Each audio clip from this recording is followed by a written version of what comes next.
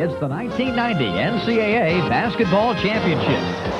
Brought to you by Rawlings Sporting Goods, maker of the official ball of the NCAA Basketball Championships. By Pizza Hut. To the Huntsman Center in Salt Lake City, Utah, as we continue first-round action from the West Regional of the 1990 NCAA Tournament, the University of Arkansas Little Rock and the University of Nevada, Las Vegas. A very pleasant good evening. I'm John Sanders along with Bruce Larson. Let's talk about these Trojans from UALR. They've got to shoot the basketball and shoot it well if they're going to win here tonight. Well, I think you're right, John. Both teams like to play an up-tempo game, but UNLV has an advantage with power inside and size and quickness. So I think if University of Arkansas Little Rock is going to have a chance to win, they got to really shoot it well from the perimeter, and they've got a couple of guys that can do that. They really do. A couple of young men who had great tournaments. On the left, it's Derek Owens. He hit 13 in a row in the championship game. Carl Brown, 10 of 13 three-pointers in the semifinal game. Well, you know, if they can shoot that well in this particular ball game, that'll really make a difference for them, because I think they're going to have trouble getting the ball inside and getting anything done. So these two guys are probably the key for the University of Arkansas Little Rock to win tonight. They had great tournaments. So did a fellow for UNLV by the name of Stacey Augmon. Kind of quiet during the regular season, but coming on strong right now. We watched Augmon's career out in the West, and he's been their defensive leader for the first couple of years. And as you indicated, not scoring much, but in that tournament, he really came along with the offensive side of the ball. And if he adds that to his defensive prowess, then boy, UNLV on a roll with that tournament play could go all the way. They had 3 great games in winning the Big West tournament. Of course, they've also got the strength inside with Larry Johnson and David Butler. They are the top seed in the West. The Runnin' Rebels starting in search of an NCAA championship tonight in Salt Lake City. We'll have the starters right after this.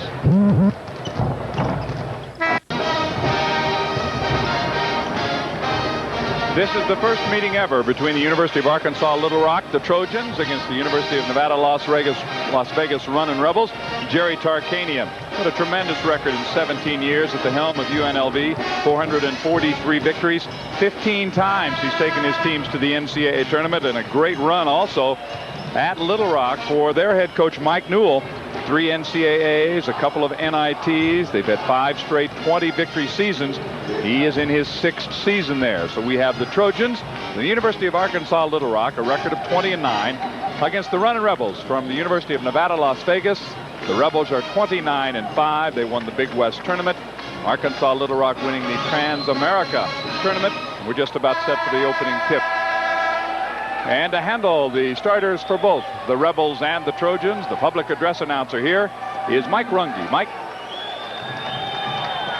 Ladies and gentlemen, introducing the starting lineups for tonight's first round game between the University of Arkansas at Little Rock Trojans and the University of Nevada, Las Vegas Rebels. For Arkansas Little Rock, at forward, a 6'4" senior from Gary, Indiana, number 23, Derek Owens. For UNLV, at forward, a 6'7" junior from Dallas, Texas, number 4, Larry Johnson. For Arkansas Little Rock, at forward, a 6'6" sophomore from Detroit, Michigan, number 44, James Womack. For UNLV, at forward, a 6'8" junior from Pasadena, California, number 32, Stacey Augmon. For Arkansas Little Rock, at center, a 6'7" sophomore from Minneapolis, Minnesota, number 21, Rob Wade. For UNLV, at center, a 6'10" senior from Washington, D.C., number 00, David Butler. For Arkansas Little Rock, at guard, a 6'2" junior from Gary, Indiana, number 11, James Scott. For UNLV, at guard, a 6'1.5" sophomore from Detroit, Michigan, number 12, Andrew Anderson Hunt. For Arkansas Little Rock, at guard, a 5'10" senior from Detroit, Michigan, number 32, Carl Brown. And for UNLV, at guard, a 6'2" junior from Las Vegas, Nevada, number 50, Greg Anthony. Now please welcome the coach for the University of Arkansas Little Rock, Mr. Mike Newell. And the coach for UNLV, Mr. Jerry Tarkanian. We have met the participants. The starters and the coaches have been introduced. We'll return to the Huntsman Center with the opening tip-off right after these messages. behind the leads is a minivan for kids with parents. And along with Bruce Event Center, obviously a big size difference, and it favors the Running Rebels here, Bruce. Well, it does. Quickness-wise, maybe the two teams match up pretty well. They both like to play an up-tempo kind of game with a lot of pressure on defense. You'd think maybe University of Arkansas Little Rock would like to change that, not try to run the court with the Rebels, but I think they can't play any other way, and they've got to take their chances that they're shooting well. But the difference is inside with UNLV over the smaller, maybe quicker. I don't know. I think quickness. University of Nevada, Las Vegas has great quickness inside as well as size, as you well know from that tourney participation that you had. Mickey Crowley will be the referee. Terry Stout and Dan Chrisman will be the umpires. That's Mickey with the basketball. We are set to go. Game 3, the earlier winners here in Salt Lake City, Ball State in a thriller over Oregon State, and Louisville starting in search of another NCAA championship with a victory earlier over Idaho. And in white, the Running Rebels have the basketball. Anthony out in front, over 8 assists per game. UNLV comes out in the zone. And Hunt with a three-pointer. It won't go. Anthony gets it back inside to Augman. Up, left-hander, puts it home. Well, Stacey Augman is kind of their alley-oop guy. They set their out-of-bounds plays for him, and you'll probably see some more of those as the ball game goes along. He's 6'8", very mobile. First time up for Carl Brown, only 5 feet 10 inches tall. But he works the baseline, has it stripped away by Augman. You've got Hunt in front. This is the transition game. Looking for the alley-oop, and they've got it. Well, that's 2 alley-oops for Augman already in the first minute of the ball game. 6'8", Anderson Hunt, about 6'1", great lob pass. You see those guards, excuse me, John, you see those guards leave early for UNLV. They will. They'll hang around that half-court line. And again, Augman overplays the pass. That's the other thing that UNLV does, is you know they overplay you drastically defensively. Yeah, they're all so quick. See, Augman's 6'8", Butler 6'10", and Anderson or Johnson 7 or 8. All quick along with the guards. They're just as quick as the guards, maybe quicker inside. Mishandled the inbound pass, and here they come again. Augman trailing, Butler trailing, but that will not count because Anderson Hunt traveled in trying to go behind his back. Well, that's 3 possessions by University of Arkansas Little Rock, and they turn it over 3 times. Up-tempo, quick break transition game for University of Nevada, Las Vegas. Very, very quick. Maybe some early tension on the part of the Trojans. It's thrown away, and again, Anthony overplaying Carl Brown to that right-hand side. So key in the inbound play will be James Scott. He will someday be UALR's all-time leading scorer before his career is finished. He's a junior from Gary, Indiana. Well, that's a scoring as a freshman. He's a freshman newcomer of the year in that league. He's not scoring as much in these next 2 years, but again, he's making better shot selection and doing some things better. The baseline and draws the foul. He's shooting a lot less as his career has gone along than he did early on. Well, I think that indicates he's making better shot selection and probably shooting a better percentage, not scoring quite as much. But he's got a better supporting cast right now. He doesn't have to carry that load. And next to Pete Newell is his young son, just to his left, who told his dad he didn't want to play the bald-headed guy. You want to play the Bulldogs. Who's the Bulldogs? They're the last team in the conference. Doesn't take long for these young coaches to be to know who you want to play. Absolutely. And when and where you want to play. Doesn't seem to bother Jerry Tarkanian who, when, or where. Rebels 29-5 coming in. Their losses were to Kansas, Oklahoma, New Mexico State, LSU, and Santa Barbara. And Santa Barbara opening with a victory for the Big West. Oh, that's great for the Big West. The unhappiness there, some of it over the fact that Long Beach did not make it. Augman tried to go to Johnson, and Scott backpedaling picked it off as they sagged inside. That's a great athletic ability by Scott. He's quick and he can jump. He's probably got the best athletic skills on that University of Arkansas Little Rock team. But as you pointed out, they really haven't handled the ball very well so far when they've been on offense. Anthony right at the top of the circle. Augman skips it to Hunt in the corner. Inside, Butler turns into the lane, won't get the roll. Rebound to Scott. This is Carl Brown, number 32. He pulls up. He likes those long-range threes, misses it. Scott up to try to battle for the rebound, and the Trojans will have it. So the University of Arkansas Little Rock down 4-2 after the first 2 minutes of the game. You know, we talked about James Scott. He's a good rebounder for the size he has. 5'8", almost 6 rebounds a game. And you saw him go from his guard position there, off guard, and get a hand on that board and almost get a tip. And he has great jumping ability. The penetration by Owens off the glass, and it rattles home. It was Owens who hit 13 in a row in the championship games. The springboard for career-high 33 for him. He has a reputation of a great glass shooter, and Coach John Wooden was a great exponent of that particular kind of shot. Shoot it off the glass anytime you can. You got a target to shoot at. Augman went for the three, came up empty. Johnson did not handle the rebound. So with the game tied at 4, the Trojans looking for their first lead. Owens again, and it's blocked away. A 2-on-1 between Anthony and Hunt. It'll be Hunt for the basket. 2 quick guards handle the ball going down the court without a pad, without a dribble. Straight across. I was impressed with Owens' quick move to the baseline. He's got some good quickness. So those 3 perimeter people for UNLV have good quickness, but they got to shoot it well. And I think a lot of things people don't know about the University of Nevada, Las Vegas is that they're a very good defensive team. Just excellent. They really pressure you all over, contest all passes, and pressure the ball. So they're not going to get any uncontested shots in that 3-point area. The foul is on James Womack, a senior from Detroit. It seems like the areas of Gary, Indiana, Detroit, Michigan, they've had a pipeline into that part of the country. Have the Trojans. Well, they shot it well. You talk about shooting it well. They are on a streak. Shot 58% in their tournament. That's compared to only 44% in the regular season. Butler is fouled as he went up along the baseline. They shot 66 in the final game. In fact, they shot 74% in the final 20 minutes. And I think that's the kind of a game they're probably going to have to compensate for the disadvantage they're up against as far as the size and quickness of the University of Nevada, Las Vegas inside. And the last couple times down, we've seen a little more of UNLV trying to pound it inside, and that's what they'll do out of the half-court offense. They love the transition game, and if they go to half-court, well, they'll try to beat you inside. Butler has really improved as a foul shooter. He's at 74% for the season coming in.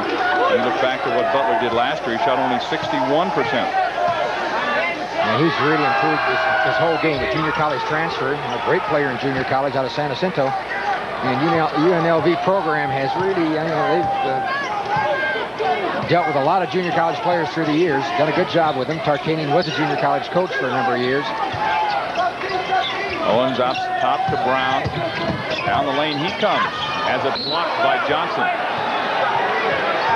University of Arkansas Little Rock will keep it. Trojans down by 3. 16-24 to play in the first half. And Mike Newell up, working the sidelines a bit. Well, Brown's built like a halfback. 5'11". A lot of people feel he's the best player in the country under 6 feet. Weaves his way in the tall territory, and it's 4-on-1. Anthony. Augman finishes it off. Well, that's 3 dunks for Augman in the ball game in the first 4 minutes. That's the way he is playing coming out of the Big West tournament. UNLV out to its biggest lead of the first half. They're up by 5. Womack right at the foul line. It nestles in. Well, James averaging 13 a game, gets his first 2 tonight. Here comes Augman hanging along the baseline, and he pins it home. Count it. So Stacey Augman, red hot, coming out of Long Beach, and stays that way. Now, Stacey Augman was the player of the year in that conference last year. He didn't even make this conference all-conference team this year. All he got was honorable mention. He didn't make the second team. His teammate, that's right. And his teammate comes along, a junior college transfer by the name of Larry Johnson. A lot of people feel is the best player in the country. And he's the most valuable player in the year. So they've had the most valuable player in that conference the last 2 consecutive years. Maybe more before that even, probably. We have the first substitution. Tony Jones, who is a 7-footer, comes in. He'll pick it up for Womack, who's in early foul trouble with 3. UNLV has a 6-point lead. We'll be back to Salt Lake City in just a minute. Mark and Rennie. Played just over 4 minutes here in Salt Lake City. Right in the foothills of the Wasatch Mountains, the campus of the University of Utah. And we've seen the transition game of UNLV pay off already. It has, and we indicated at the top of the show that both teams would probably play the up-tempo game. They've been playing it all year, and that's the programs that these coaches, or philosophies these coaches espouse. Mike Newell under Billy Tubbs at Oklahoma, I'm sure he picked up some of that there. And Jerry Tarkanian has played this way for a number of years. Brown outside, gets some help from Scott. Nevada, Las Vegas winning their Big West tournament by an average of about 22 points a game. It is rolled through there, and Augman with a steal. You can see why Stacey Augman was recognized for his defensive play. I think he's had 3 contested passes or 3 interceptions on that wing pass already. 6'8", excellent quickness. Played in the World University Games. Played on the Olympic team. Great background. With the long reach and the long arms, and he uses that to help him defensively. Look at those big hands. Scott at the top of the circle. Starts to move. Against Hunt. The jumper off the glass. Tipped up. Fighting for it. Coming away is Jones. Now Owens down the baseline. He's cut off. Shoots anyway. Johnson the rebound. Johnson's been kind of quiet, but he averages 11 rebounds a game. Stacey Ogden, Butler trying to rebound and really trying to roll. A foul on the play was called inside on Rod Wade.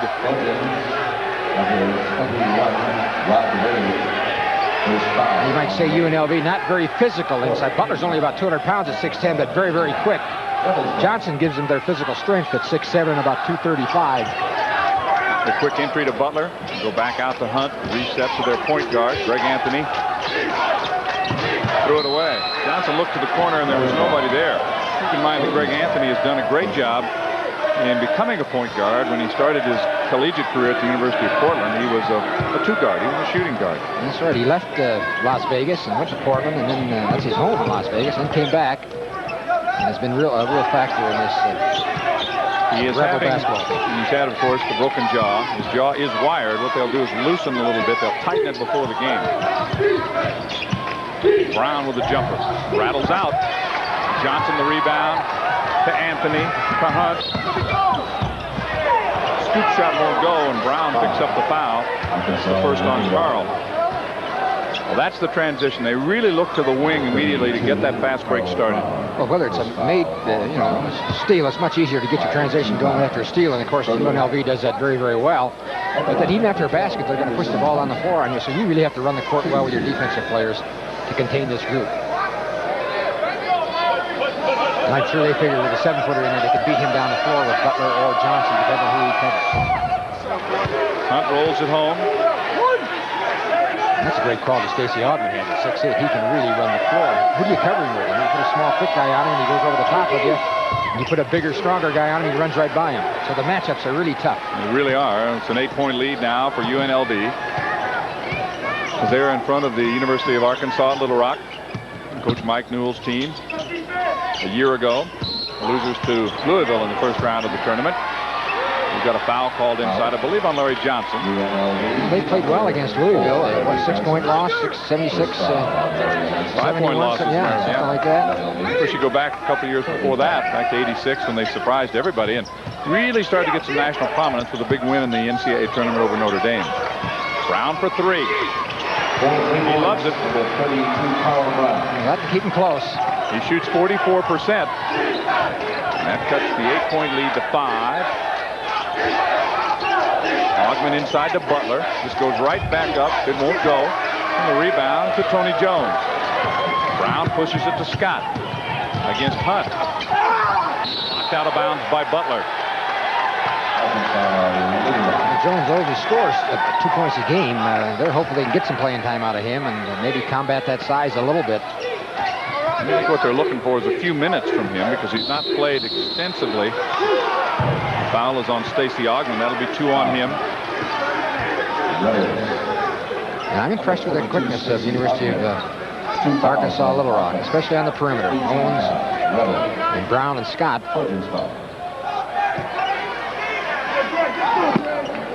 The Trojans will inbound under their own basket. Comes out to Derek Owens.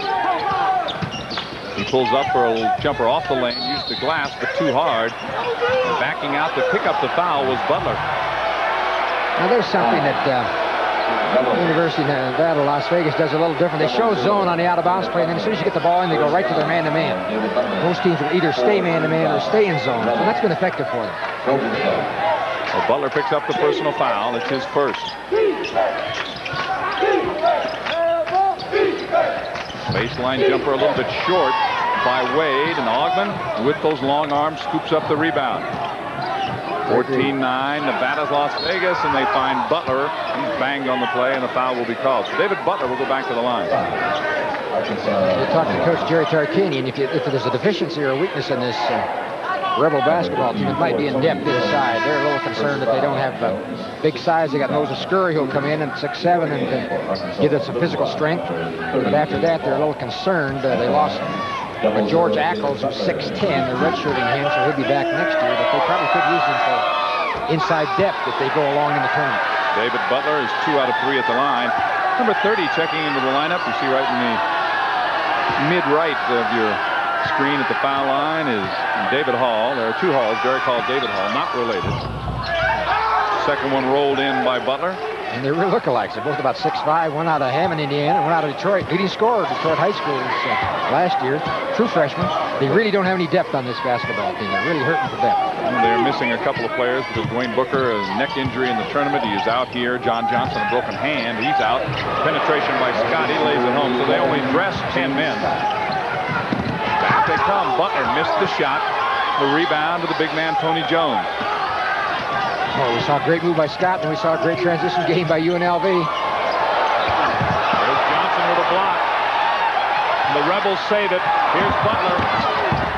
Missed the shot. Ogman the follow. Well, those are big kids that are running that court that well. But again, the great quickness of the University of Arkansas, Las Vegas. If they could just hang on to the ball a little bit better. Brown will slow it down a bit. Moses Scurry set to check in for UNLV. Derek Hall is about to come in, I think. He got up for the University of Arkansas Little Rock. When you press as much as the Rebels do, that allows people who have quickness to drive around you, and the Trojans have been able to do that early. Rod Wade hits from the side. 5-point lead as we approach the 12-minute mark. Time remaining in the first half. The Rebels in front. They've led from the beginning.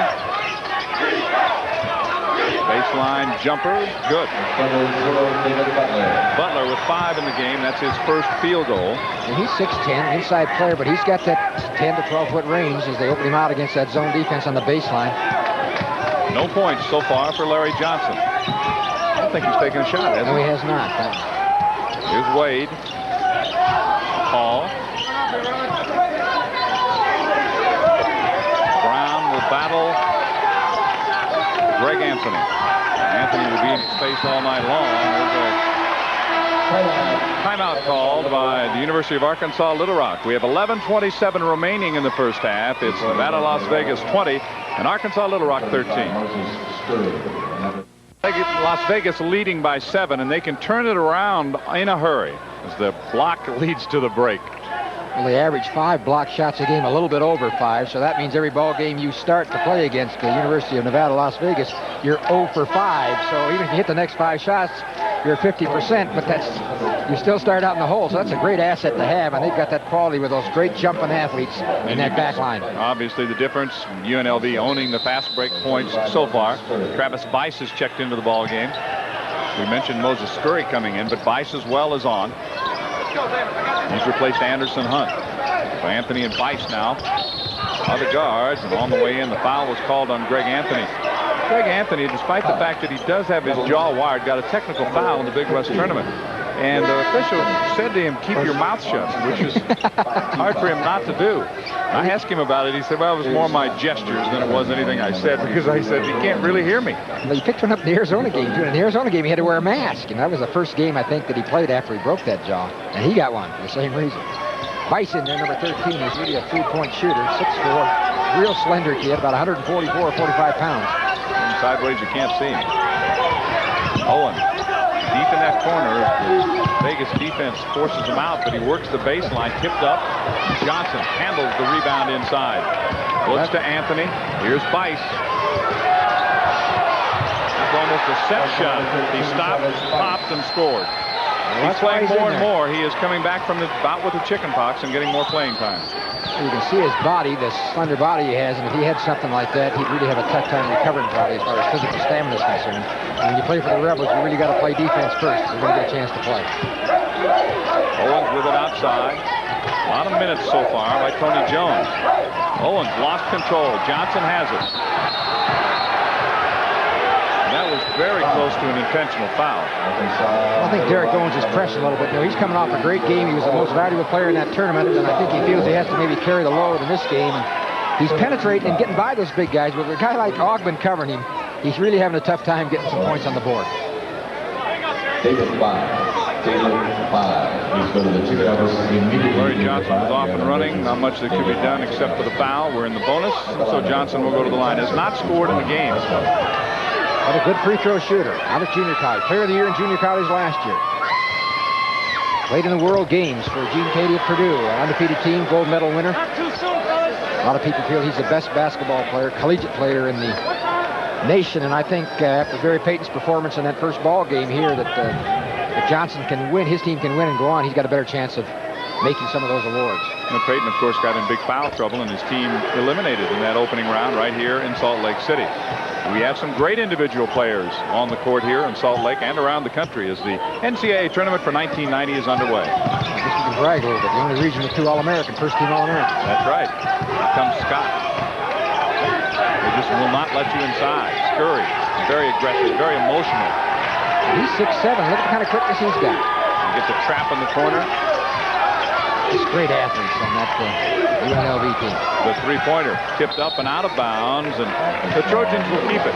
And as that ball went out of bounds, Travis Bice was going by us toward the other end. And that's the way they play it. Well, those guys, they leave early. The ball goes up. They really don't need the guards to help them rebound with Johnson and Butler and Scurry's in there now, in Ogden. Derek Brown is in the ball game. One reason you can for sure tell the difference. He wears the goggles as opposed to David Brown. Wade now into that lane. He's fouled. Fouled on his way into the lane. The foul goes on Travis Bice. Bice sneaking back to pick up the foul. I'm impressed again with Wade. He's played well. He's had a 38-point game. Had 10 double figures in the last 10 ball games. Well, a lot of those kind of games. David Hall had a 36-point game off the bench. Brown 39, Scott 35, Owens 33, Wade 38. An up-tempo game like that, and with some teams where they've blown them out, I'm sure you'll get a lot of scoring, a lot of shots going up. A good balance, though. You know, they've all scored.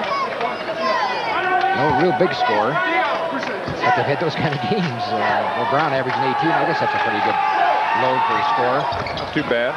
And they've had all 5 of their starters in double figures this year. Anthony inside. Scurry. Oh, nice move. He is fouled on the play, and you can rack up the basket to Moses Scurry. Well, Scurry started off and on. He's a 50% shooter inside. He's not a very good free throw shooter, but he's strong and he's quick. And he is emotional. You know, the combination of skilled, big people with skills. You know, we've seen some others. Louisville had a lot of these kinds of players, but there aren't a lot of teams in the country that get the number of players that UNLV does inside who are big, also quick, and in this case, also strong. I think to win the national championship, you got to play good defense. You got to have some way to score inside. This team has those capabilities. Whether they can win it or not has to be shown, but they've got the kind of tools they need to have.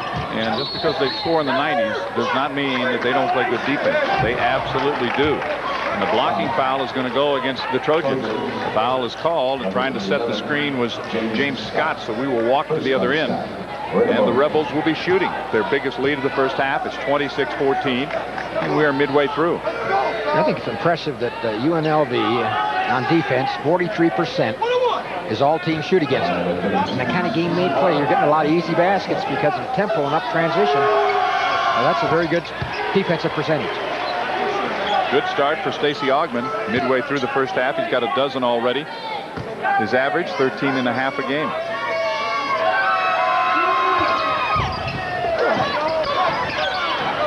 Picked off by Derek Hall, number 22. Reset to James Scott. Of course, they're missing a guy they thought would play a lot of point guard, Uric Brown. He's on the bench with an Achilles tendon. His career is over. And Jeff Cummings, their big man, 6'10", 6'11". He's missed a year because of academics. Line drive left-hander. Derek Hall rings up a 3. That's the leading scorer in the Detroit high school scholastic system. Outbounds underneath, and it'll belong to the Trojans. The University of Arkansas Little Rock. Butler checks back in the game. Anderson Hunt is also coming back in the game. Well, you mentioned his great scoring in high school. I thought it was very interesting to note that he once scored 32 points in one quarter. In an 8-minute span of time, he scored 32 points. I think that makes him a streak shooter. What was his average? 27.1, something like that in high school? He got 55 in that particular game. 32 of them in one 8-minute quarter. University of Arkansas lost. They thought they would have the best, or Little Rock thought they would have the best guard depth they'd ever had. And all of a sudden, boy, another turnover. Stianovich with a steal. Anderson Hunt's turn to jam. Well, he's only 6'1". I would guess that all the starting five from the UNLV could jam the ball. I've never seen Greg Anthony stuff it, but I'm sure he could. I'm sure he can. Stianovich in there, so Jerry Tarkanian is going to that bench, which he is worried about, and he took some blame for that. He said, maybe it's my fault the bench isn't better. Here's Owens. He's got a 3. I don't think he's too concerned about his perimeter bench, but he is about the big people inside. Derek Hall with a steal. 9-point lead for UNLV. Wade's got a 3 underway. Augman to Stianovich. For 3 in the corner, it's Hunt and it's short. Tipped up and a foul called on the play. Well, Hunt has good speed, but he's pretty much a perimeter or set shooter on that 3-point shot. He hasn't shot a lot of them in this ball game because they've gotten the ball inside so well. Well, he can be very, very good, but when he's off, the outside game becomes a bit of a problem for UNLV. Yeah, he's a pretty streak shooter, and Anthony probably is not as good a perimeter shooter as Hunt as far as consistent performance. Figure out who the shooter is going to be. Now, Tim Gergerich, one of the assistants for UNLV, up to point out that it was not Derek Brown who wanted to shoot the foul shots. Instead, it'll be Tony Jones. There's a little difference in ability as far as foul shooting is concerned between those two. I think it's playing time, but it looks like Jones is going to get more playing time than he's had maybe all year in this ball game. If he can stamina-wise hang with the Rebels. Well, the early 3 fouls on Womack. Owens gets it back. He turns for 3. Brown is fouled as he scrambled in there for the rebound. Moses Scurry picks up the foul. His first of the game. Augman and Butler each have 2, and we mentioned Womack. He's the only player for either team with 3 fouls. That's Tim Gergerich with the multicolored sweater, who's been there 10 years helping out Jerry Tarkanian. He's a head coach at Pittsburgh University and came with the Tark and has been very helpful. You see a lot of assistant coaches in this day who have had head coaching experience, and we see it in the Pac-10 coming back to get back into the game as assistants. This guy's 6'4", and you saw him go up with Butler on that board and got inside of him. Those are 2 good-looking freshmen. The 2 Hall twins, I guess you could call them. They got different names. Almost identical kind of bodies. One's left-handed. That's how I'm able to tell them apart. And goggles, I guess. Well, he hits the pair at the line. We'll have a break. 7:53 remaining in the first half. It's UNLV 29, University of Arkansas Little Rock 22. We'll be back after these words from your local station. This is an NCAA Productions telecast.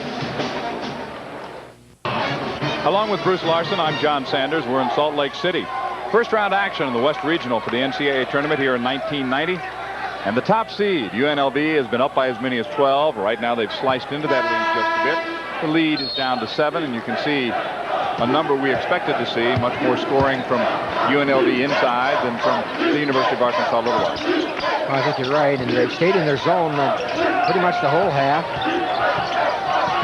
UNLV has been patient against the zone and had to play 5-on-5 and done a good job of getting it inside. Inside-outside action right now. Stianovich brings it back to Hunt. Still plenty of time, 20 seconds on the shot clock.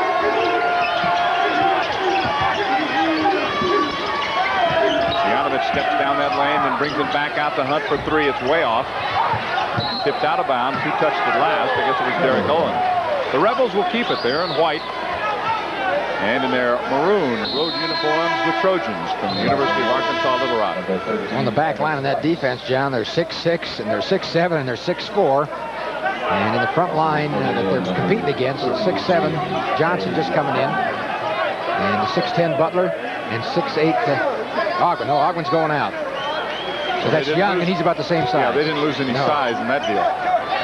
Although Young is much more of a perimeter player than he is an inside player. He's a good shooter from the outside. Travis Bice is also back on right now for UNLV. Gets it to Johnson. Turns around on that baseline and it nestles home. That's what he does so well. His first shot of the game, and it's a beauty. He's 1 for 1. He shoots 63%. That's 8th in the nation. And he's just so tough around that basket. This is David Brown. A little bit of a seam that time, and then Owen got himself hung up in the air, didn't know what to do. The result, the turnover, and the Rebels get it back. Owen's really tough. You can see where he had a triple-double for University of Arkansas Little Rock. First one in the school's history. Now, that's a great feat. I know there's been 2 triple-doubles in the Pac-10 with Gary Payton at Oregon State. And Johnson, who's now playing for the Suns. Second basket off the bench for Travis Bice. Now, they like his shooting. 33-22. Scott fouled by Cianovich on the way in. It'll be a 1-and-1. Stacy Cianovich, shoulder problem for him during the season. They've had 10 different players he's missed because of injuries, suspensions, something. The only guy that's played in every game this year is Larry Johnson. That's a good guy to have, played every game for you, and that's probably led to some of the great stats that he's put on the board. I think what's happening, UNLV is going to probably have to give up a lot of fouls. With the quickness of University of Arkansas Little Rock, they're able to penetrate with that extended defense. And, of course, the perimeter people, 2 reserves in there now, they can afford to give some fouls. Scott with his first miss at the line tonight. And it's the front end of the 1-and-1. See Young, he'll move out on that wing. Right now, it's Butler and Johnson inside, and Cianovich, Bice, and Young on the outside. Well, Bice is a great perimeter shooter, and so is Young at 6'8", and I'm sure that's why he's in there. Young will put up a 3. Butler the rebound. It's out of bounds by Rod Wade. A transfer, a sophomore, is from Minnesota. Transfer from Wisconsin Parkside. That's an NAIA school. Young. Bice has got a 3 loaded, and he hits it. That's 3 for 3, isn't it, John? So again, they're 3-point shooting. They rely on a 3-point shot. They look for it. Not that they aren't tough inside, but they can also hurt you on the perimeter. 36-22. Well, they get that combination going. Gruesome, they're very tough to beat. That 3 is too long. Butler pushes to Cianovich. Young leads the play, but Stacy backs it out. Has got the hot hand, getting the ball. That's his first miss of the night.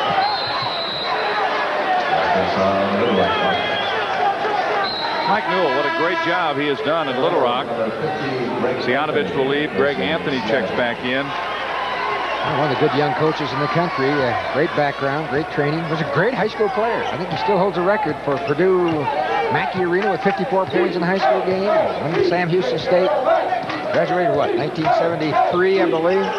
He's more than just a coach. He's also the athletic director and spends a lot of his time involved in fundraising to make sure that this university's basketball program and their other athletic endeavors have the finances they need. So it's been hard work. That's been great for the community. No football to worry about, though. That's another asset. They've turned it around basketball-wise at the University of Arkansas Little Rock and the NCAAs again this year. Scott squeezes his way inside.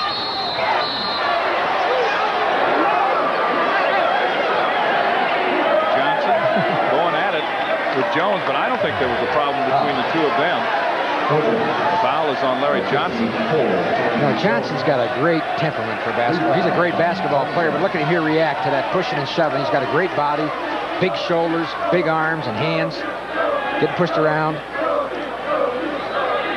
He responded pretty well. He's trying to keep it down. Yeah, he said it's all right. It's all right. Great temperament. So the foul is against Tony Jones, and Johnson will be at the line. Misses the shot.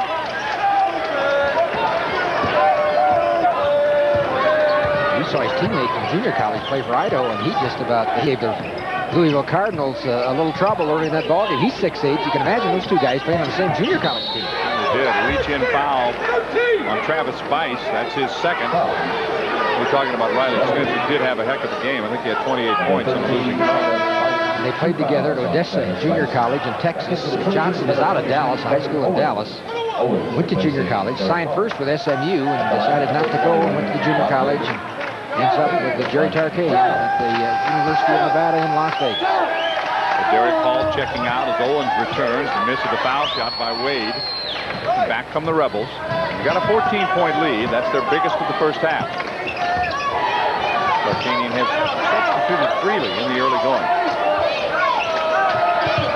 Butler along the baseline, back out to Anthony. Inside they go again. Johnson's turnaround was blocked that time. Back comes Brown. He's fouled on the way. Anthony's disagreeing with that call, but it's probably a good thing he called it because he had two if he hadn't done. Anthony picks up his second personal foul. He, Augman, and Butler each with a pair so far.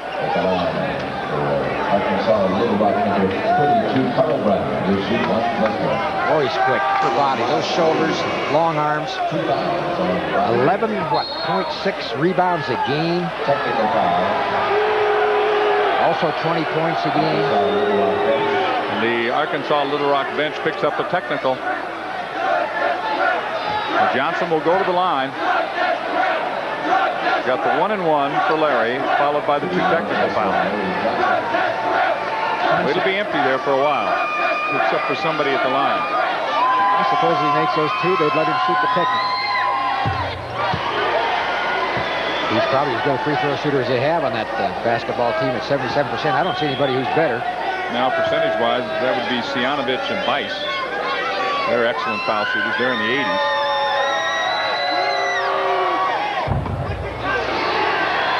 Johnson has made 4 out of 5. He's going to stay right there. You're right. Tarkanian points him and says, hey, stay there. Keep making them.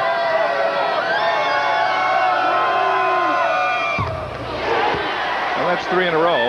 Plus, you also got to remember they're going to get the ball back. With the potential to be a 7-point play here. Yeah, that can hurt late in this first half.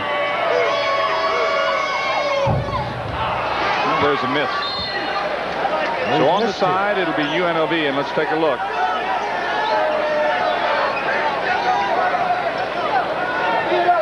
He thought it was terrible. Yeah, the only T that was involved was for technical, as it turned out. 17-point lead, and Nevada Las Vegas has the basketball back.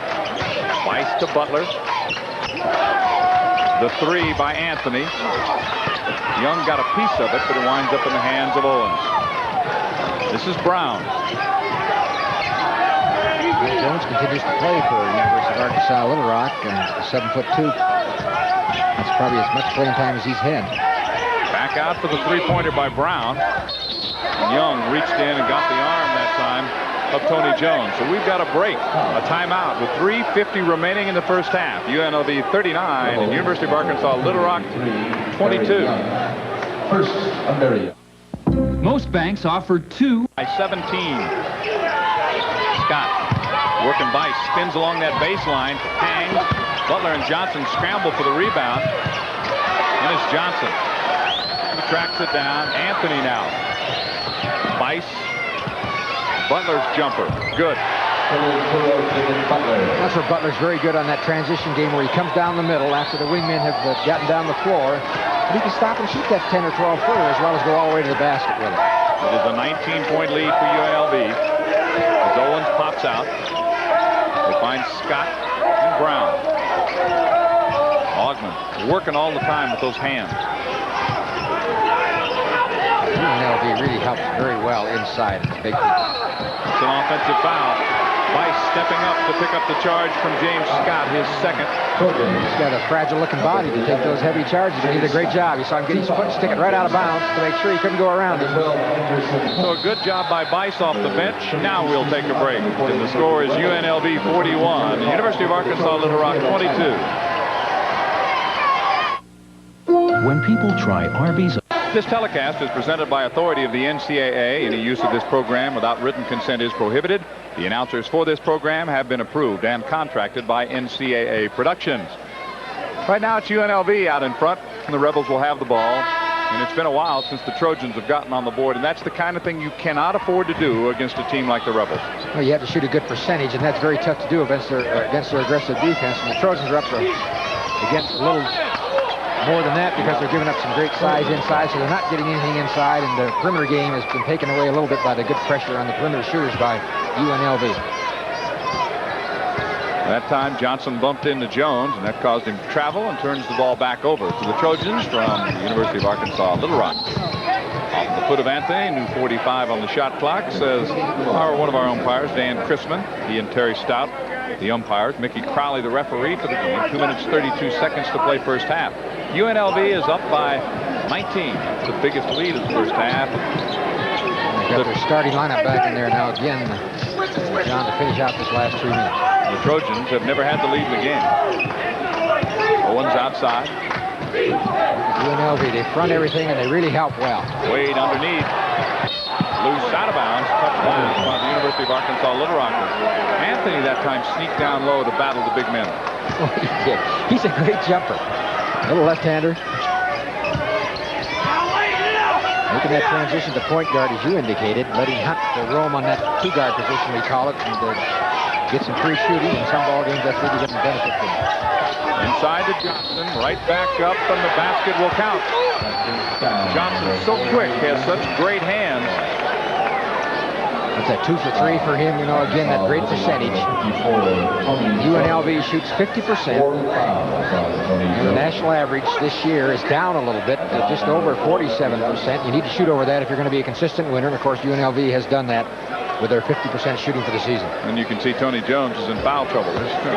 Might be let him play out the string here. You've got exactly 2 minutes to play in the half. He's got 4 fouls and no movement by Coach Newell to get him out. Johnson finishes off the three-point play. The University of Arkansas Little Rock lost to Cummings Academics, another 6'11" player. They thought they'd really have some size and strength, and they've had to rely on their quickness. Really came along at the end of the season. Finished third in the conference, but had a couple of big wins in the tournament to earn the right to go to the NCAA tournament. From the Transamerica Athletic Conference. The three-point play, and they've doubled the lead. It's 44-22. Wade cuts it back. Larry Johnson with 9 points. Augman, that quick start, has 12, and Augman turns it over. Butler with 7, Hunt with 6, and that's pretty much the scoring for the Runnin' Rebels. UNLV leading by 20 as we approach the 1:30 mark. That's Hall to Hall, and Jones swats it away. David to Derrick, and out of bounds it goes. 2 true freshmen should get a lot of playing time. That's really the only bench that the University of Arkansas Little Rock has. Where the injuries and academic problems have been. Boy, did you see Johnson right through that screen? No, that wasn't Johnson. Owens, a little short with a 3, and Anthony scoops out that rebound. Feeds Hunt on the wing. Inside they go. Was a Scurry who's on the court. Lost it out of bounds. Well, again, quick down the sides and right inside. So your defensive people really have to run the court. Your big people really have to get back in a hurry because these big Rebels will beat you down the floor. Absolutely will. Hall from the corner. Too hard. Tipped up by Derrick Hall, but Augman with a rebound. He looked immediately to Anthony, and here they are. Right through the hands of Jones and out of bounds. So James Jones, who was the starter early in the year when Butler was sitting out of suspension. He was ineligible because of some academics at the start of the season. He's played off and on, played well, but gets some playing time now. Hall's 3 is short. Scurry cleared out, no question about it. He opened up a spot for himself. The official call. He had the same angle that you and I had, John, and a good call. All of a sudden there was daylight. There has to be a reason for that. Well, you want to do something like that, but you want to do it a little more subtle and not create as much daylight as we saw on that particular move. Watch the clear out. Yep. Pushed him out with one hand and got the rebound with the other. Now, Scurry's tough. He's a good, solid rebounder. Averaging about 4 rebounds a game for the Rebels. 8 points a game. Gives him some good depth up front. Good player. Wade has 6 in the game. A redshirt sophomore from Minnesota. Jerry Tarkanian, very calm so far in the early going. He hasn't even been on the towels, I don't think. Really hasn't needed to, and he says that towel business is simply a superstition and a nervous habit, and he says it's also overblown. Shot clock is off. We're winding down. We're in the final 30. of the opening half. It was a half that UNLV has dominated the top seed in the West out to a good, strong first 20 minutes here in Salt Lake City. Haven't really shot well. Now, Bice did shoot from the perimeter for them, but otherwise it's all been inside with a great inside game they have. Hunt from outside. His three is short. Hall up for the rebound. Looks long to Owens. His three. And that's the first 20 minutes of play. UNLV dominating so far here in Salt Lake City. The Runnin' Rebels are up on the Trojans 44-25 at halftime. Drug abuse has become so common that most of us know someone who's a drug user. Maybe that someone is a classmate, maybe he or she is a relative or friend, maybe that someone is you. If you are involved in a substance abuse, it's not too late to stop. There are programs and people ready to help. Think about it. If you can stop using drugs, you can stop wasting your money, your relationships, and your life. This message furnished by the NCAA. Tom, halftime score. The Runnin' Rebels out in front of the Trojans 44-25. I'm John Sanders, and also Bruce Larson joins me, and I think the first half dominated by UNLV, but nothing they did really surprised us. They played the way they'd been playing. Well, I think the difference in the game, up-tempo game by both teams, the big difference was UNLV got the ball inside with their size, and otherwise pretty even ball game as far as quickness and this team speed, but transition game at its best for UNLV. And let's show you some of that transition game, because it doesn't matter whether they're big or little. The Rebels love to get up and down that court. That's why they call them running, I guess. Here's the finish of one by Anderson Hunt, but there were a lot of transition baskets. Augman had some early. Well, Augman was dynamite early. I think he had 4 steals, and those resulted in easy baskets, and here Anderson Hunt at 6'1" can stuff the ball along with his teammates, but Stacey Augman coming into his own after that great tournament in the Big West and continues to play well. It is going to be a tough road for the Trojans to try to get back against the top seed. The Runnin' Rebels of UNLV are off to a fast start. They've got the halftime lead at 44-25. We'll have more halftime activities coming up after these messages. Lake City, it's 44-25. Top-seeded UNLV running at the beginning of the game. NCAA Executive Director Dick Schultz recently spoke with Frank Bowl in Kansas City about a wide range of topics affecting intercollegiate athletics. Let's take a look at part of that interview. Dick, you told the membership at the NCAA convention back in January that you were looking for a new model for the NCAA. Why, and what were you referring to? Well, what I was referring to is the fact that there are many positives in intercollegiate athletics, but the point I made that you are what you're perceived to be. And today, if you take a look at the polls, the general public, faculty, professors think that colleges and universities are not doing a good job of controlling their athletic department. So my point was, if that's the case, then that means the model is not working and we need a new model. Another hot topic in the NCAA is restructuring. Where does that stand right now? Well, again, the NCAA always has a lot of committees, and you have to keep in mind who the NCAA is. The NCAA is those 1,020 members that make up the association, and they make the rules and they make the major decisions, and we carry those decisions out for them. So we've had a group of people working over a year and a half now on restructuring, a very representative group of all 3 divisions and the major interest groups. They'll be giving their report to the council in April, and legislation will come up in January. I'm not sure exactly what they're going to come up with. I haven't seen their final report, but such things as multi-division classification, the strengthening of requirements for Division I are some of the topics they've discussed. It's interesting now you see a lot of interaction between the coaches and the presidents of the university. I think that's really what you're working towards, isn't it? It is, and I think one of the real pluses that came out of the January convention, even though it was a tough convention and there were some intense floor fights, was that out of that grew a realization that there needed to be better communication between presidents, conference commissioners, athletic directors, and coaches. And the mechanism is in place now to have that happen. So I think that you'll see things start to move a little quicker and more support for everything that comes on the table. You know, when you talk about an industry, every industry in this day and age is talking about cost reduction. Where's the NCAA with cost reduction? Again, we have a special committee that's taking a look at that, and they'll also be reporting in April, which tells you right off the top that the January convention will be a dynamite one with the reform and cost reduction and restructuring. But I think that what you're going to see is probably a potential reduction of scholarships across the board, limitations on recruiting activities, trying to zero in on some of those things that are very, very expensive, but yet questionable when it comes to cost effectiveness. I think one of the really tough things, too, you talk about season reduction.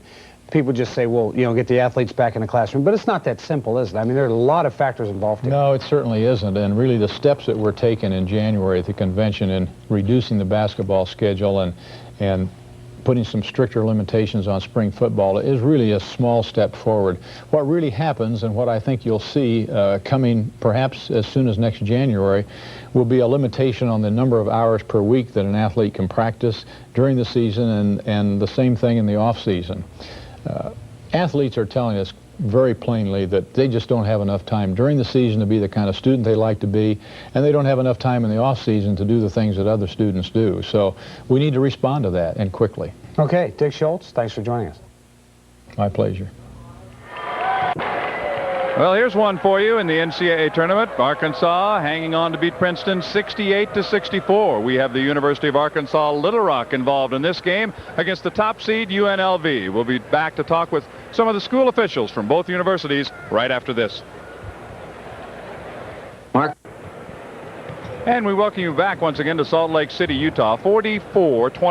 UNLV leads at halftime. We mentioned we would have some of the university officials with us. We do. And to my right is Dr. Brad Rothermel. He is the athletic director at the University of Nevada, Las Vegas. And on my left is Dr. Gary Chamberlain, who happens to be president of the University of Arkansas system. We want to talk to both. And first of all, Dr. Rothermel, congratulations to you and the Rebels. I know you must be very proud and pleased to be the top seed. That means you're the team that's expected to go through this West and move on to the Final Four. So it's quite an honor. Well, we hope so, but we just like to get the games done tonight. You know, we have a good lead at halftime, but that doesn't necessarily mean anything. But we are proud. We've had a great year both on our women's and men's side. I was going to say, I saw both teams last week in Long Beach, and you have to be proud of both because they're both representing your school so well in NCAA play. We have great coaches on both sides and excellent athletes, and usually that means things will go well for you. All right. Well, congratulations once again. Great to be with you. Thank you. All righty. We are delighted to have UNLV here, of course, and also kind of double duty for Dr. Chamberlain, I guess. You have to kind of keep one eye on Arkansas and one eye on Arkansas Little Rock. Congratulations on both counts. Thank you very much. We're very proud that just got the score a moment ago that the Razorbacks won. We're still hoping for a good second half here.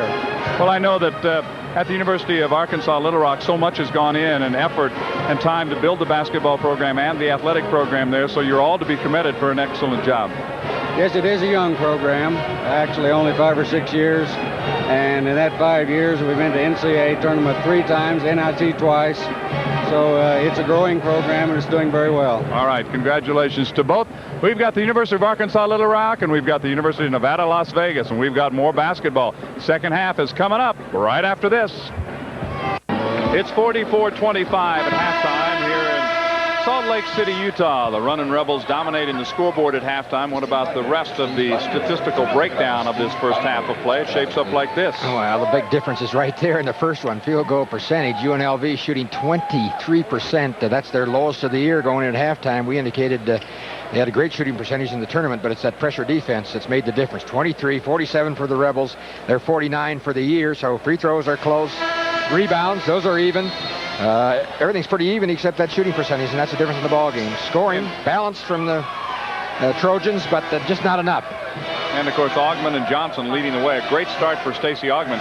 He made us look pretty good the way he played the first 5-6 minutes of the ball game. Well, I think he had 9 of those points in those first 4 minutes, John. The Trojans get the ball here to start out the second half. On the alternate possession, it'll be Brown along with Scott, Wade, Owens, and Womack. Womack sat out a lot of that first half when he got in early foul trouble.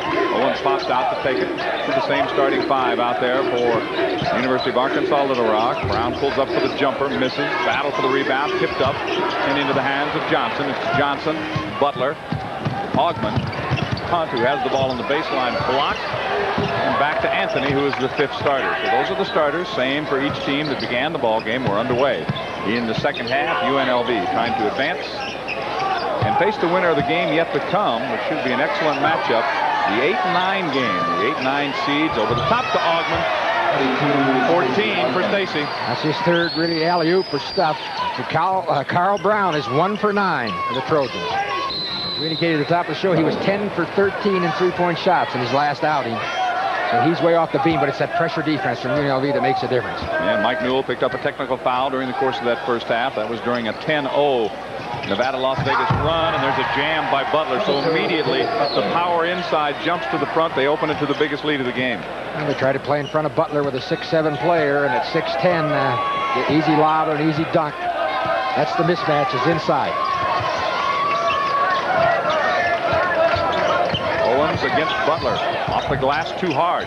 Womack the rebound. Back up he goes and in. Here's Ogman. How quickly they get back down. He loses it out of bounds, but he was knocked away. They were there. They come right back at you. That's after a basket. Transition after a basket. Full transition is what we call the type of basketball that UNLV plays. They're going to run the ball down the court after made field goals, steals, timeouts, anything. They're going to go with it. And Stacey Ogman at 6'8" was leading the whole crew down there. That includes the Little Rock, University of Arkansas Little Rock. Side to Johnson, and he's fouled by Owens. The foul is number 2 on Derek. Go ahead. Excuse me, John. We're covering him with a 6'4" guy. Owens, he's 6'7" and much stronger. 2 fouls on Derek Owens. Look at that upper body strength he has.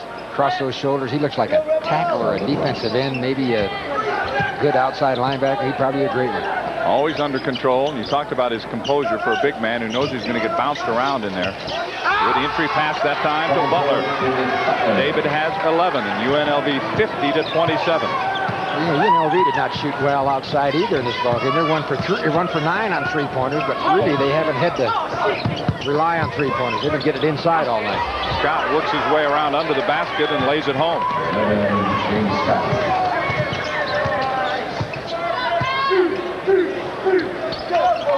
The Running Rebels wearing those black stripes on their uniforms throughout the tournament in memory of Hank Gathers. Well, I think these first 5 baskets have all been lay-ins the second half, haven't they? In fact, the 4 have been stuffs or alley-oops. They have been close range, no question about that. That'll help your shooting percentage in a hurry.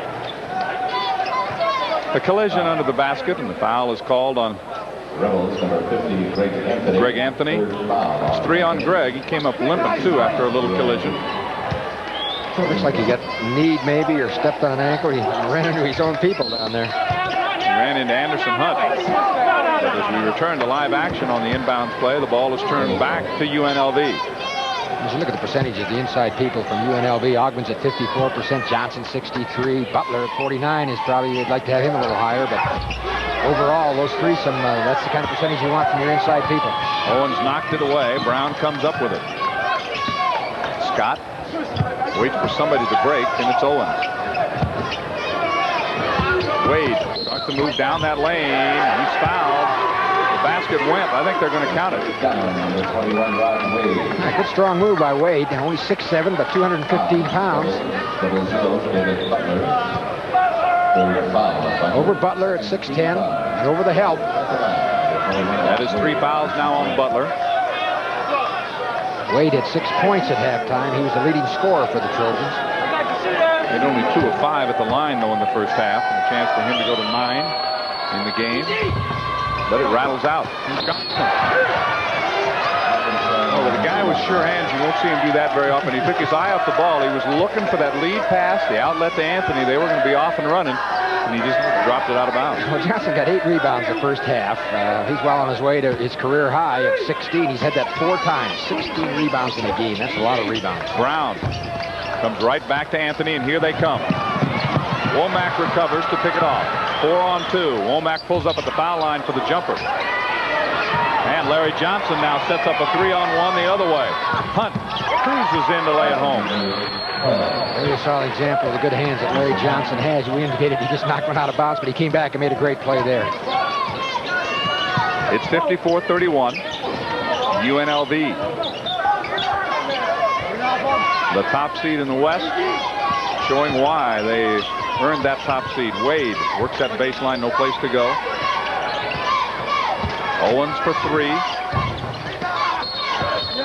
From behind, I think we've got a foul. And Owens again, the other, we indicated at the top of the show, would have to score well. He hit 13 shots in a row in the last ball game. I think he's probably missed 13 shots in this ball game. As we look at the stats at halftime for University of Arkansas Little Rock, Carl Brown was 1 for 9, and Owens was 2 for 8, so 25%. And what, about 10%. So they're way off what they really needed to shoot to keep this basketball team in this game. That will not get it done. The foul on Johnson is his second. Owens goes baseline, up and off the glass and in. 7 points now for Derek Owens. Stacy Cianovich has checked into the lineup for UNLV. He's the only player on that UNLV team that was on their Final Four team. What, 87 was it? 87. They've been in the Final Four in 77 and 87. He's got a dad, Lou, who's a great coach. He played for him. I just read in the LA papers coming over here that he's having another great year at Santa Clara. Anderson Hunt makes it a 24-point spread as he hits 3. Hunt now in double figures. Up for the rebound and a foul on the play, and I think it's on Scott. He's outmanned and got caught. Well, there's Scott. He's 6'2", and he was really going for the boards against Butler in inside position. Almost got it. 15:45 remaining in the game. UNLV has its biggest lead of the night. It's 57-33.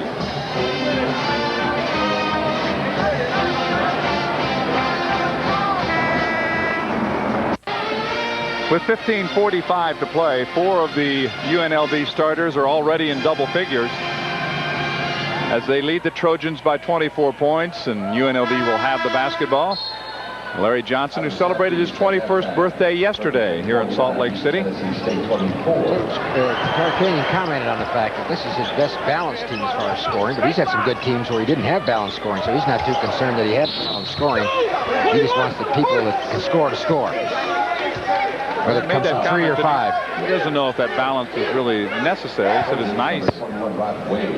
What really counts, I guess, is the final score, no matter who gets it. He said, we've had role players who weren't supposed to score, and that's fine. Johnson will go to the line. The kind of players he's got here, you know, they have roles they fill as well as they all got scoring ability. So I think that's kind of a plus to have with Augman and Johnson and Butler, big guys that can play inside and shoot the 12 and 10-footer, and they can still rebound. And Johnson would be the kind of guy that if he just rebounded, he could play for this squad. He wouldn't have to do anything else. Well, despite all of his publicity coming in, Larry Johnson just fit right into the program. He's had 21 double-doubles. That's over half the game. That's amazing. 13 points for him. He'll have another double-double before this one's over. Womack backs away, misses everything. Johnson the rebound. Butler, he's got Hunt and Augman. Augman overran the pass a bit, stayed with it, tips it up once, twice, and finally ripping it out of there is James Womack. Into the lane for the jumper, comes right back out. So Owens can't hit. Cianovich settles the ball down. 15 minutes to go in the game. UNLV leading by 25.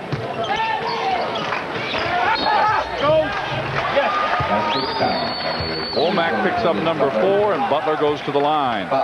What UNLV does against the zone, they just overload that low post. Most teams don't do that. They bring a baseline guy behind the low guy on the blocks, and they end up with 2 people down on that one side, and then they go inside with it to the deep man. Been very effective for them. We talk about overloading the zone, you know, on the perimeter, putting somebody in the corner and 3 players on that side. But they overload that zone on the ball side. And the ball's just between the wing and the top of the circle. Good zone offensive action. 61-33. That's the difference in the ball game. The lead continues to mount. It's 28 points. And UNLV no let-up from their play in the Big West tournament. The foul is going to be on Johnson. That'll be number 3 on Larry. They had it going full bore in Long Beach, and they didn't leave anything behind. It looks like they picked up right where they left off, and if they continue to go as they have here, their next match would be the winner of Providence and Ohio State. And they're in the same bracket with Louisville. If they both continue to win, they would run into each other, and Louisville probably has the kind of personnel that matches up better with this team than any of the teams are going to play in the next couple of rounds. Eventually, who knows? Maybe Arizona. Well, I think you got to have a team that's got big people that can run, and Arizona has that. So that would be a great matchup. Brown's 3 is too hard. Hunt the rebound. Arizona, UNLV played in the top 16 last year, and Anderson Hunt hit a shot at the buzzer to win it for UNLV. They could very well meet in that same situation this year. Butler at the foul line. Augman thought about the 3, instead goes back to Butler. Augman Great foul. Caught the ball in the air, and you saw the athletic ability he has to shoot it before he came down. 30-point lead now for UNLV. You talk about their play in the tournament last year. They defeated Idaho, DePaul, and on that shot they beat Arizona, and then lost big numbers to Seton Hall, 84-61. Of course, the Hall was really on a roll. And I think the emotional aspect of it, UNLV had gotten beat by Arizona and Tucson earlier in the year, so they were really ready to play. They knew they had to play hard to beat that great Arizona team, and they didn't have anything left for Seton Hall. And Seton Hall was physical and took advantage of it. Owens with his second three-pointer of the game. So that's why I think you can't get too emotional in the tournament play. You got 6 games if you're going to do it. And you got to take them, one at a time and try to give the same kind of equal emotional effort at all times so you don't expend yourself too much in one game. Hunt misses the 3, Scott the rebound. Of course, all the coaches here have talked about the same thing, Bruce. They talked about playing defense as being the key to doing well in the tournament. Oh, I think it is, no question. Defense for a good basketball team, you got to have a sound defense. And we saw that in the ball game with Ball State and Oregon State. Good, solid defense gives you a chance to win. Ogman? Nope, that'll be a travel. It was showtime, but the curtain came down before the first act. He knows he's going out of the ball game in a hurry. Tark wasn't too pleased with that. He hasn't seen that play before. The Rebels, number 13, Travis Weiss, number 35, Moses Scurry. It's all right in practice. Well, in a slam dunk contest, that might be worth about an 8 or a 9. Did he make it? Yeah.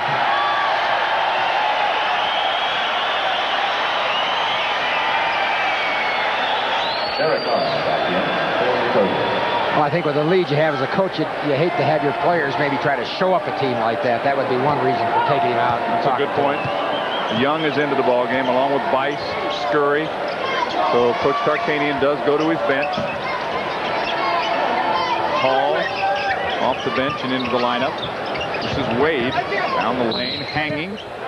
He's fouled on the play. Moses Scurry will pick up his 3rd foul. Moses acts like he's never made a foul in his life. And he's such a rough and rugged player, He plays with a lot of emotion, great intensity. And most UNLV players do because of the kind of defense that's required of them. And you're right. Boy, he's aggressive. Goes after the ball.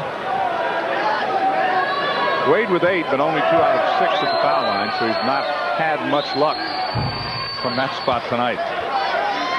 A big jump for him. You indicated he played the NAI basketball with a small Wisconsin Parkside college, sat out a year in his transfer, and now playing at a higher level. He has 9 in the game. It's 63-37. UNLV on top of the University of Arkansas Little Rock. They stayed with their zone the whole ball game, even down, 30 points almost. There's a 3, short. Young follows. Not supposed to do that, is he? Well, he's 6'7" on the wing. He came in on the wing, and that's what you ask that 4-man to do, or 3-man on your offense. That's usually what they call that small forward. And out of sight away from the ball. I noticed him early in the ball game. He came in. He missed a similar rebound. Hall traveled. He was in a hurry, moved those feet. The first step travel catches up to Derek Hall. Coach Mike Newell. 12 minutes remaining in this one. It's 65-37. Back into the lineup comes Derek Owens. Hall goes out. The Trojans have never had the lead. They got off to a tough start. They were a little tight, it looked like, to start with. Well, it's hard not to be. I mean, you tell yourself you want so much to do well, and that doesn't help the situation a lot. I think it gets a good, tough defense that UNLV plays. Owens to Scott to Owens. Nice transition basket. 3-on-1, did a great job with it. Owens again using the glass, and he's indicated to us in warm-up that he's a glass shooter. Here's Young, likes the 3 and hits it. Oh, his ball goes sideways. You'd have to say as a coach, hey, that's not a very good-looking shot, but it goes in, and so then you don't complain too much. He has 5 as he hits the 3. He's only a 31% three-point shooter, though. He doesn't get the roll. Scurry with a scream as he gets the rebound.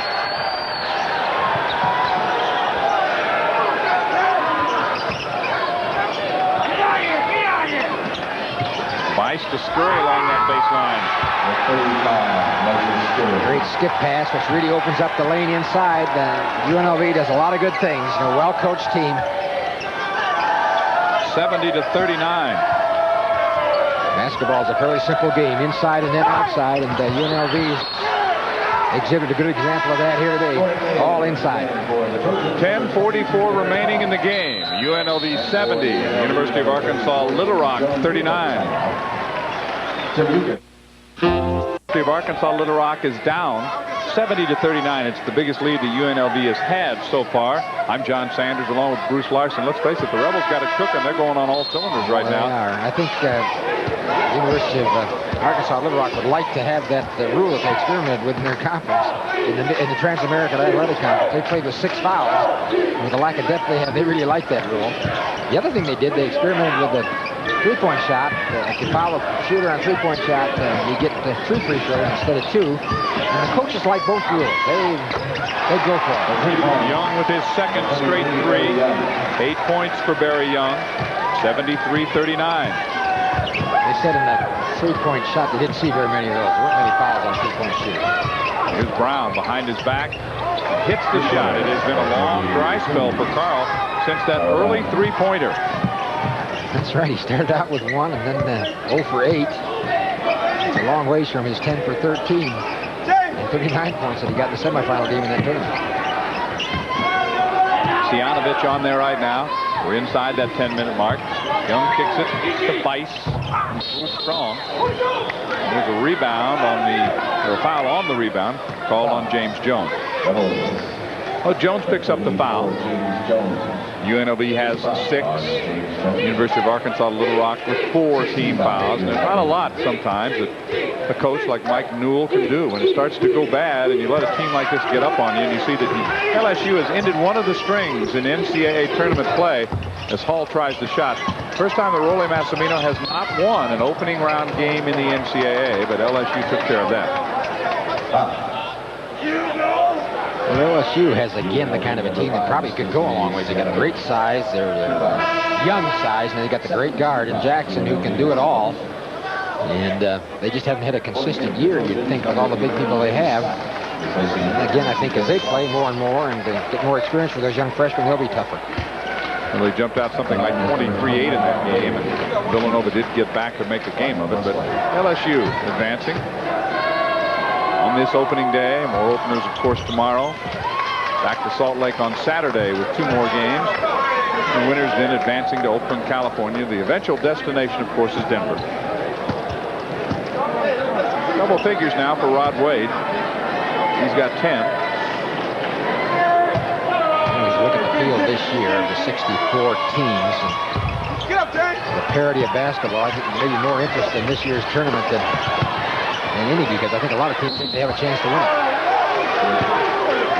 There's that Scott again, 6'2". He's around the basket. He got to be a postman instead of a 2-guard. That's the second foul on James Jones.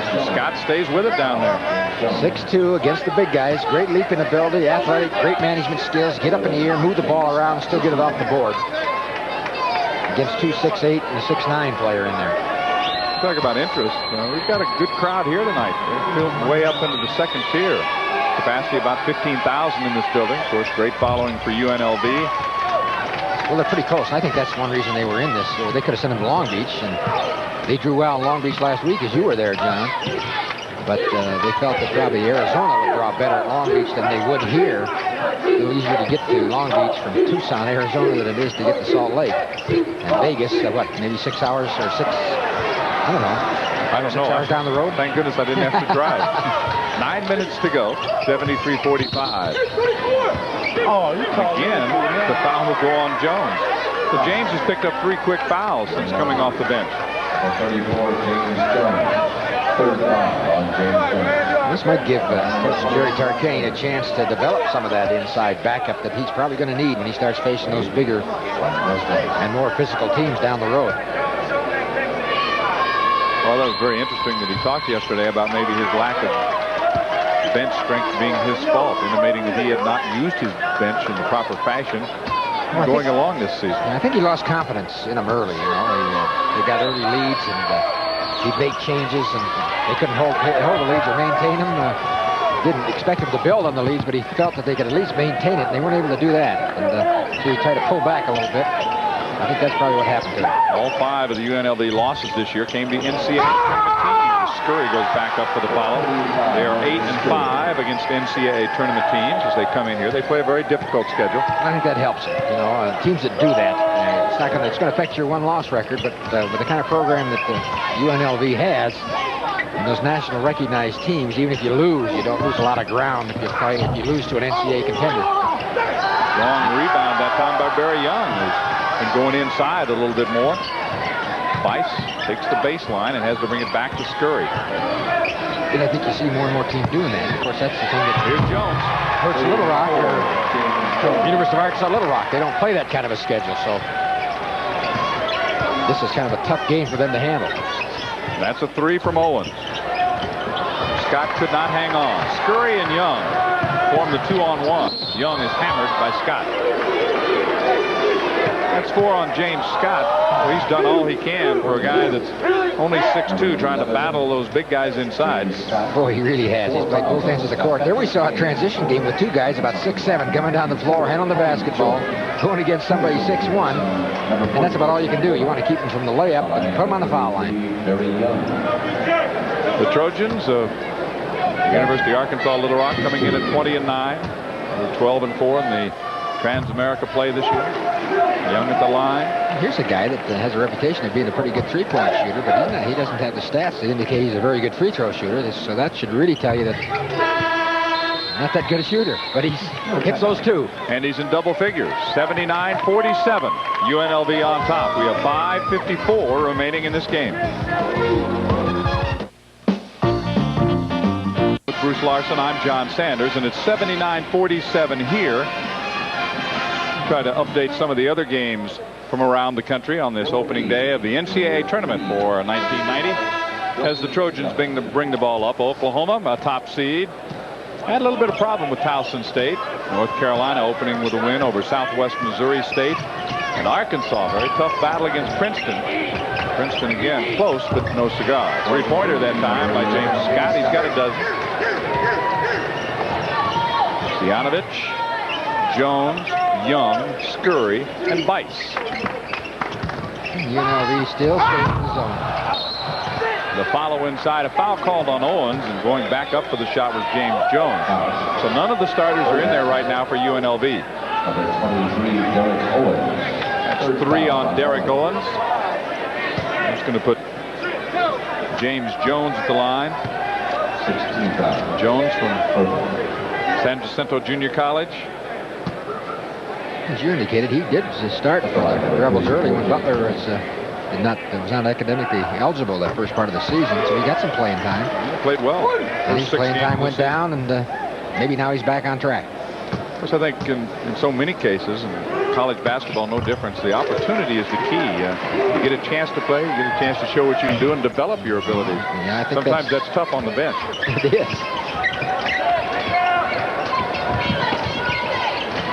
Scott, Owen hanging, tried to use the glass, but he was scraped from behind, and the foul was called. We saw a young man in the early ball game here, Chandler Thompson from Ball State. He built a lot like Owens, about 6'3" or 4. Big lower body, strong, about 220 pounds. And really had a great game against Oregon State. It was tough for Oregon State to match up with him. And this guy's similar, going to the basket, pulling up and moving the ball around and using his lower body strength to create some shooting opportunities. He is 6'4", very solid 200 pounds. 1 out of 2 at the line for Derek. 13 points. Rod Wade has 12. James Scott has 12. They are the leading scorers for the Trojans of the University of Arkansas Little Rock. Travis Bice will launch a 3. We have a foul on the rebound, moving into position. The foul goes on Moses Scurry. Oh, excuse me, it's not Moses Scurry, it's James Jones. In any case, it's 4. It should have been 4 on either player. Yeah, Coach Tarkanian may have to put his starters back in. I see Butler over there with some ice on his knee. I'll give him a chance to recover and get ready for that next round game.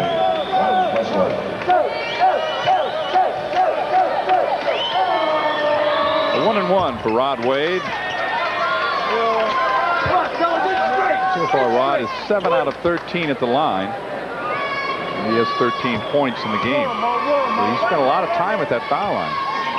Just hasn't had a whole lot of success.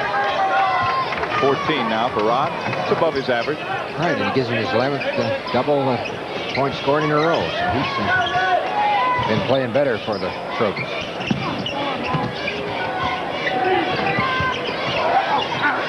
Scurry gives it to Jones.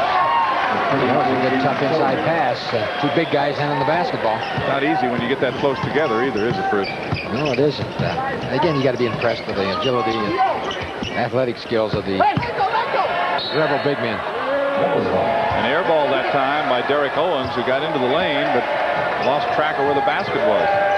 Weiss now. Stianovich. Young launches a three. Brown to Owens. Stianovich steals it. He'll go over the top to score. Great pass by Stacy Stianovich. He really liked that. 6-minute mark approaching. It's 85-53. I suppose the Rebels will make close to their scoring average. They're 8th in the nation, averaging 93 points a ball game. Missed by Jones. Rebound by the Rebels. Weiss curls in a 2. 9 points for Travis Weiss.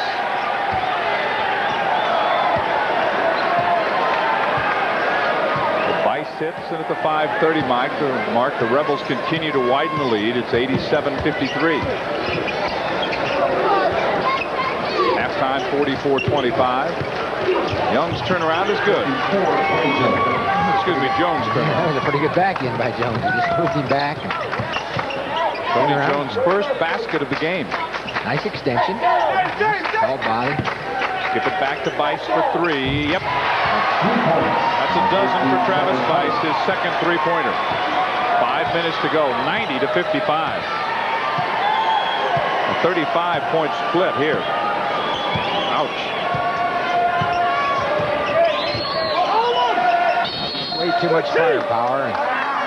And basically it's inside. And again, it emphasizes how important it is to have big, agile, mobile, and hostile people that can play inside for you.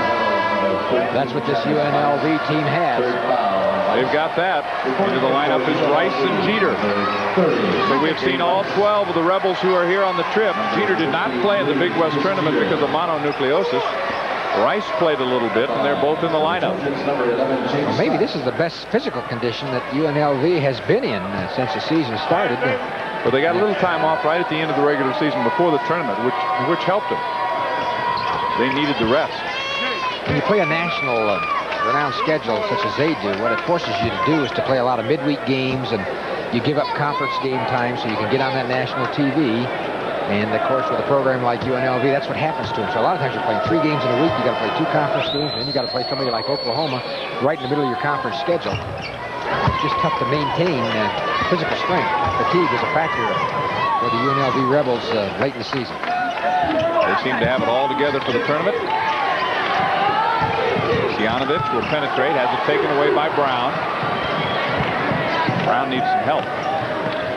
Gets it from Owens. 4.5 remaining. UNLV looking for another 100-point game. Scott's turnaround is good. Scott with 16. Well, he's had a good ball game for University of Arkansas Little Rock. I suppose if you pick the player of the game for the Trojans, it would have to be him. The size and intimidation really hasn't affected him as much as it has the other players. Just tougher to deal with, no matter who you are.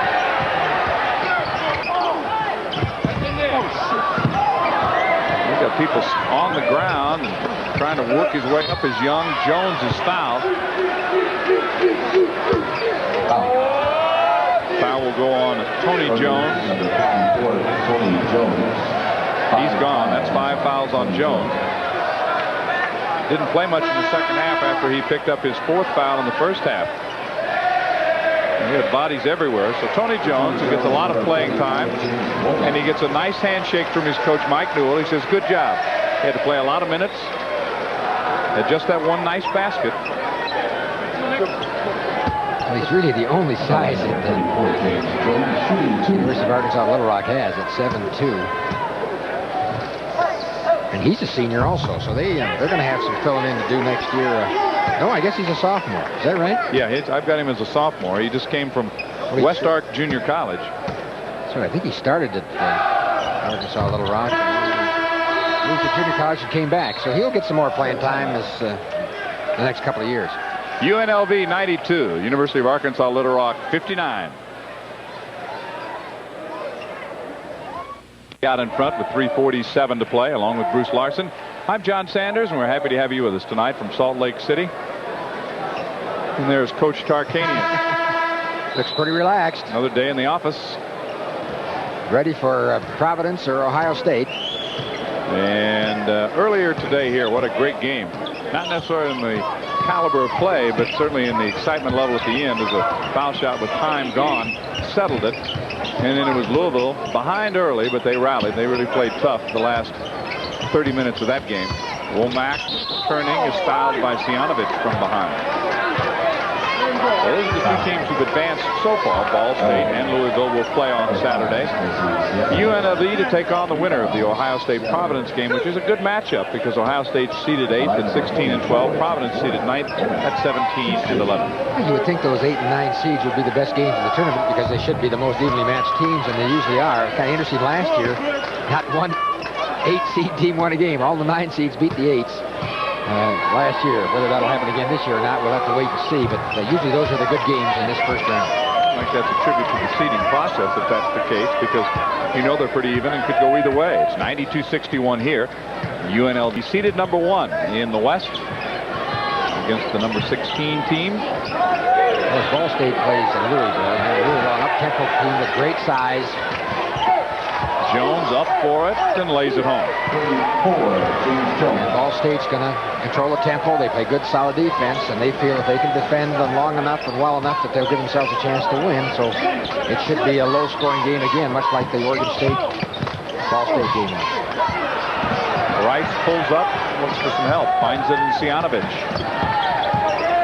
Rice gets it back down the lane, knocked away from him. Owens and Scott on the right wing.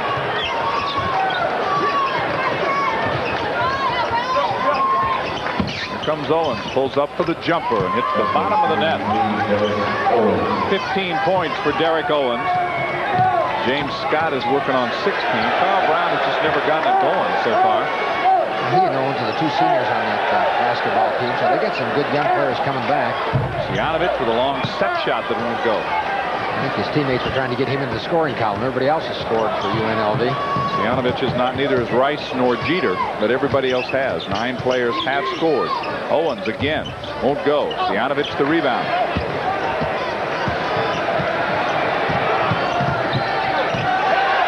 Rice for 3. Jones the follow. Jones in double figures. He's got 12. Leaving again way down the bench for UNLV. Playing here in the latter minutes, still a great size advantage. 6 players in double figures for UNLV. The only starter who didn't score was Greg Anthony. And Anthony is sat a lot. And a real chance to rest up. Scott goes up against Rice. He'll track it down and shoot from the corner for 3. He continues to have a good ball game. And a turnover will give the ball back. And from here in Salt Lake, we want to take this chance to thank the NCAA Basketball Committee representative, Dave Maggard, and the tournament manager, Ned Algar, tournament media coordinator, Bruce Woodbury, from Arkansas Little Rock, the athletic director, Mike Newell, of course, head basketball coach as well, as Scott hits 2, and he's got 21. Sports Information Director Sean Johnson from the University of Nevada, Las Vegas. Athletic Director Dr. Brad Rothermel. Head Coach Jerry Tarkanian, along with his staff, and the Sports Information Director George Eisenberg. Rice a 3. Same reaction from the fans as there was in the Big West tournament when he hit a 3. Hall. It looks like Coach Jerry Tarkanian is going to get his 28th NCAA win. That puts him 1 behind Coach Bob Knight of Indiana. He still ranks 4th. And, of course, the further they go in the tournament, he could get up as close to Denny Crum, who's second. So some active coaches. Crum, Smith at 41, Crum at 31, Knight at 29, and Jerry Tarkanian at 27 NCAA wins. They're all still in the tournament. And the Rebels hit the century mark at 101 now. Scott with 23, and he's really started to find the range. Jones makes a good catch, and he'll go to the line.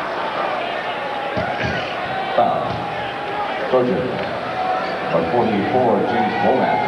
That's 5 on James Womack. He will foul out with 16 seconds remaining. Womack got in early foul problems. That made it tough for Mike Newell. Well, even now, you know, he's 6'6", John. Maybe, I don't know if he's 6'7" or 6'6", trying to cover Butler at 6'10", and Johnson at 6'7" and 235 pounds. He just really had an uphill battle all the way. And as UNLV did a great job of getting the ball inside, you're either going to get points when you do that, or you're going to get on the foul line, and they got a little bit of both during the ball game, which put the University of Arkansas Little Rock in foul trouble early, as well as making it tough for them to defend the inside game of the Rebels. 101-70. Pair at the line for Jones. He has 13. Bice has 12. Young has 12. Scurry 8. Anderson Hunt 11. David Butler 14. Stacey Augman 16. Larry Johnson 13. That foul is on Chris Jeter. Scoring tonight for the Trojans, Rod Wade with 14. Derek Owens 15. James Womack fouled out with 6.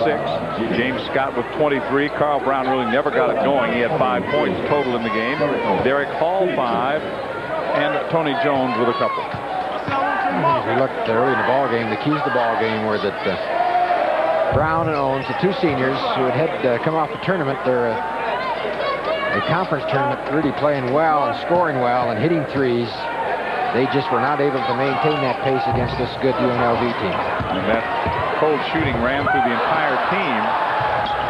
Finally stuck home by Owens. So Owens has 17 points. And that is it. UNLV, the top seed, off to a good start in the NCAA tournament for 1990. 102-72 over the University of Arkansas Little Rock.